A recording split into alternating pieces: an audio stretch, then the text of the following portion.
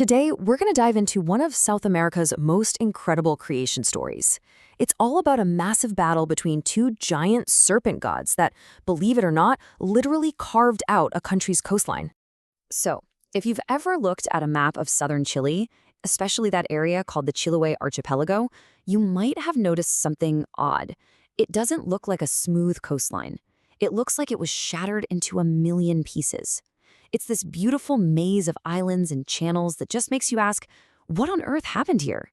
Well, to get the answer, we have to peel back the layers of modern geology and go way, way back into the world of myth. Because according to the ancient Mapuchi people, the story of this landscape is written not in stone, but in a tale of cosmic fury and incredible bravery. That's right, this entire, ridiculously complex geography. They see it as a battlefield. It's the scar tissue left behind after an epic fight between two unimaginably powerful forces that literally ripped the world apart. All right, so who are these colossal beings at the heart of this world-changing story? Let's meet the two main players. So the story starts with the Pelanes, who are basically the most powerful spirits you can imagine. And they had these two sons who were always fighting and causing just so much destruction. As a punishment, their fathers turned them both into gigantic serpents and gave them very different, very opposing jobs to do.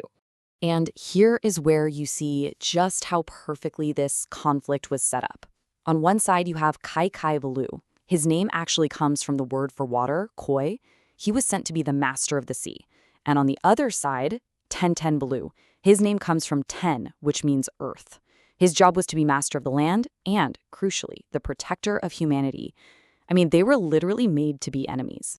So after they were sent to their separate domains, things were actually peaceful for a really long time.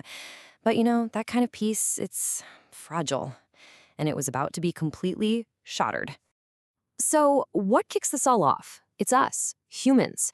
Kaikai wakes up from this long, long sleep, and he sees that people are totally disrespecting his ocean.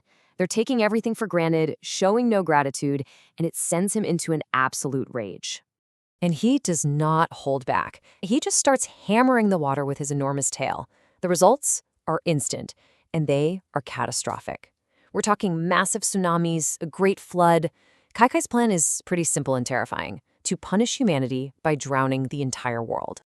But as all this chaos is unfolding, the desperate cries from the people and the animals actually wake up the other serpent, Trentren Vilú. He remembers his duty to protect everything that lives on land, so he rises up, letting the terrified survivors scramble onto his back as he carries them toward higher ground.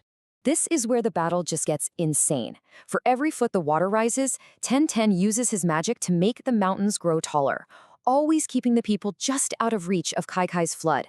It's this incredible, supernatural tug-of-war between the land and the sea, and literally the fate of the world is hanging in the balance. But Trentren couldn't save everyone the same way. Some people got trapped by the rising waters, so he used his magic to turn them into birds so they could just fly away to safety. Others, who were already starting to drown, he transformed into fish and dolphins. But tragically, some people were just so scared they couldn't move. They were frozen by fear, and so they were turned into stone, becoming statues on the mountainsides forever. Now, a battle this intense, it just can't go on forever. Eventually, the two exhausted giants fought each other to a standstill. And the result of their fight left a permanent and strangely beautiful scar on the face of the earth. In the end, after what must have felt like an eternity, both Kaikai and Trentren were just spent. They were drained of their power. You could say Trentren won because he did save humanity and he stopped the world from being completely swallowed by the ocean, but Kaikai also kinda won because the sea never fully retreated back to where it was before. And this is the part that is just so brilliant. The very highest peaks of those mountains that Trentren raised, those are the islands of the Chiloé archipelago today. And the valleys that Kaikai flooded, they're now the channels of the sea that flow between them. And get this, the myth also explains things that happen now. When Trentren stirs in his sleep, the earth shakes. We call them earthquakes. And when Kaikai rolls over in the deep, well, that causes tsunamis and storms. So, okay, this is way more than just an old story, right? It's a powerful, living narrative that still means so much to people today. let's dig into that legacy a little bit. And here's a really cool idea that a lot of researchers and geologists are looking into. What if this myth isn't just a fantasy? What if it's a kind of cultural memory, a way for people to record, understand, and pass down knowledge about real disasters like earthquakes and tsunamis that have hit this region for thousands of years? You can really look at this legend from so many different angles. On a geographic level, boom, it explains why the coastline looks the way it does. Geologically, it's like a living history of natural disasters. Culturally, it's a powerful moral compass. Respect nature or you'll have to deal with Kaikai's anger.